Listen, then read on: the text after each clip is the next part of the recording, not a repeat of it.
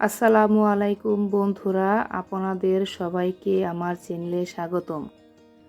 আজ আমি আপনাদের দেখাবো কিভাবে খুব সহজে আর কম উপকরণে গরুর ভুঁড়ি বা বট রান্না করা যায়। চলুন তাহলে আর দেরি না করে শুরু করা যাক। রান্নাটা তৈরি করতে যা যা উপকরণ লাগবে। এখানে ভুঁড়িগুলো পরিষ্কার করে প্রথমে আমি ধুয়ে সেদ্ধ করে আমার পছন্দ মতো ছোট ছোট টুকরো করে কেটে নিয়েছি। এখন পরিমাণ মতো কিছু মশলা দিয়ে দিচ্ছি। এখানে 1 চামচ পরিমাণ ধনিয়ার গুঁড়া দিয়ে দিলাম, 1.5 চামচ পরিমাণে মরিচের গুঁড়াটা দিয়ে দিলাম, ঝালটা কিন্তু স্বাদ মতোই দিয়ে দিয়েছি। আর এখানে 1 চামচ পরিমাণে হলুদের গুঁড়া দিয়ে দিলাম, লবণটা 1.5 চামচ পরিমাণে দিয়ে দিয়েছি, আর লবণটা স্বাদ মতোই দিয়ে দিলাম।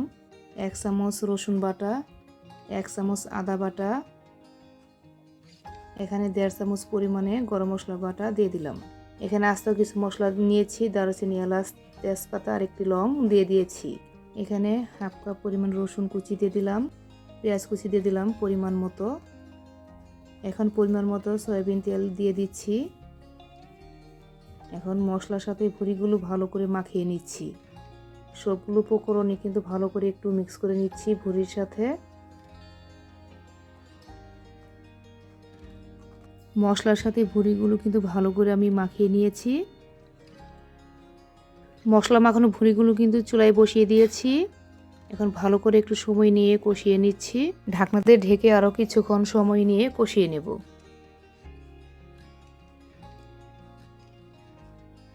ঢাকনাটা খুলে আবার একটু নেড়ে নিচ্ছি। একটু সময় নিয়ে কিন্তু ভালো করে আমি কষাবো। এখানে যে এক্সট্রা পানিটা উঠেছে এতটুকু পানিতে কিন্তু ভালো করে আমি কষিয়ে নেব। এখানে ফুটানো গরম পানি দিয়ে দিচ্ছি পরিমাণ মতো, ভালো করে সেদ্ধ হওয়ার জন্য। এখানে আস্ত কিছু কাঁচামরিচ দিয়ে দিচ্ছি, দিয়ে ভালো করে আবার একটু নেড়ে নিচ্ছি।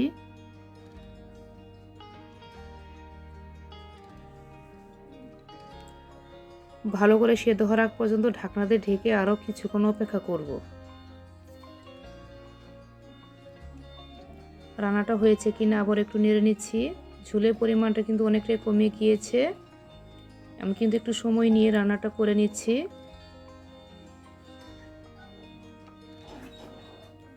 এখন বাগার দেওয়ার জন্য চুলায় আরেকটি তাওয়া বসিয়ে দেব। বাগার দেওয়ার জন্য চুলায় কিন্তু তাওয়া বসিয়ে দিয়েছি। এখন পরিমাণ মতো তেল দিয়ে দিচ্ছি। আর এখানে কেটে রাখা রসুন আর পেঁয়াজ কুচি দিয়ে দিলাম ভাজার জন্য। আস্ত কিছু শুকনো মরিচও দিয়ে দিলাম একসাথে ভাজার জন্য। রসুন পেঁয়াজটা কিন্তু একটু লাল করে ভাজবো। রসুন পেঁয়াজের বেরেস্তা কিন্তু হয়ে গিয়েছে।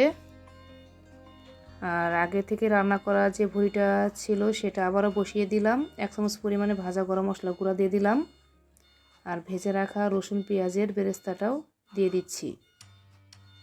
দিয়ে ঢাকনা দিয়ে ঢেকে 2 মিনিটের মতো দমে রাখবো।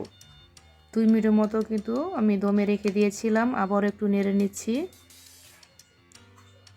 রান্নাটা কিন্তু আমার হয়ে আসছে।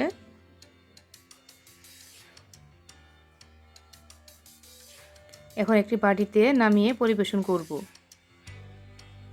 তো বন্ধুরা, এই ছিল আজকের ভুঁড়ি রান্নার রেসিপি। আশা করি রেসিপিটা আপনাদের ভালো লেগেছে।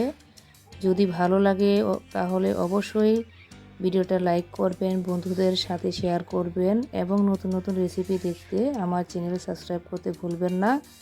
সবাই ভালো থাকবেন। আবার দেখা হবে নতুন একটি রেসিপি নিয়ে। আল্লাহ হাফেজ।